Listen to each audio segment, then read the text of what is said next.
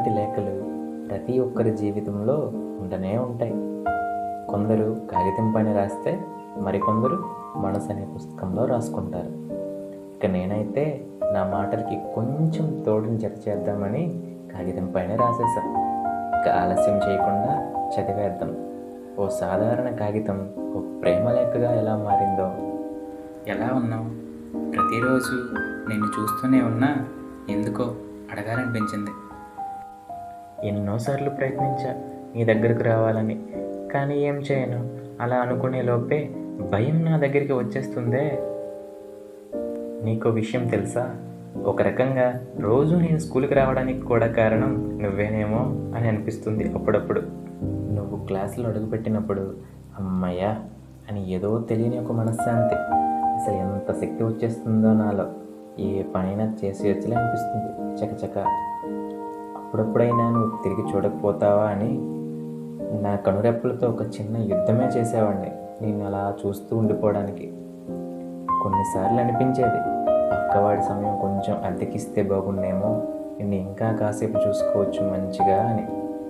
కానీ నువ్వు చూస్తేగా అదేదో నన్ను చూడకుండా ఉండడానికి నీ కనులు ఉపవాసం చేస్తున్నాయేమో అనిపించేది.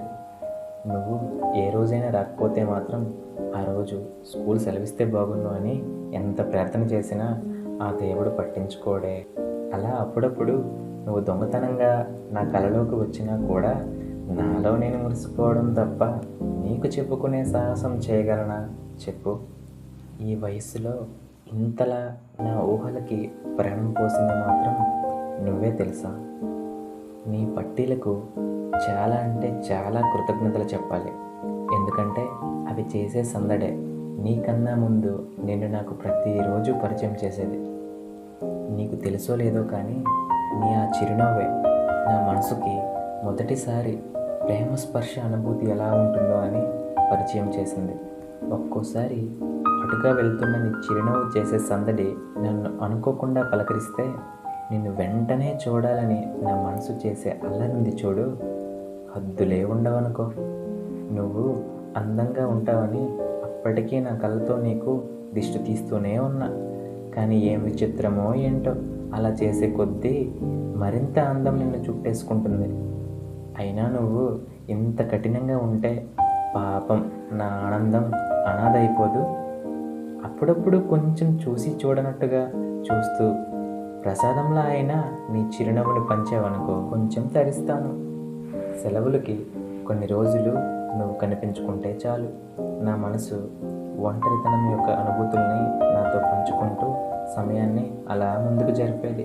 నువ్వు నా నుంచి ఎంత దూరంగా వెళ్తున్నా నా ఆలోచనలు మాత్రం ఎల్లప్పుడూ నీ అడుగుల్లో అడుగు వేయటానికే ఇష్టపడుతూ ఉంటాయి. నీకు ఏదైనా అయిందా అన్న ఊహ కానీ, నీకు ఏదైనా జరిగింది అనే నిజం కానీ నన్ను ఎంతలా బాధ కౌగిలిలో బందీని చేస్తాయో నాకు మాత్రమే తెలుసు. నీతో మాట్లాడు మాట్లాడు అని నా హృదయం పాపం ఎంత తపన చెందుతుందో. కానీ ఏం చేయను, ధైర్యం నాకు ఒక్క అవకాశం ఇచ్చినా సరిపోయి ఉండేది.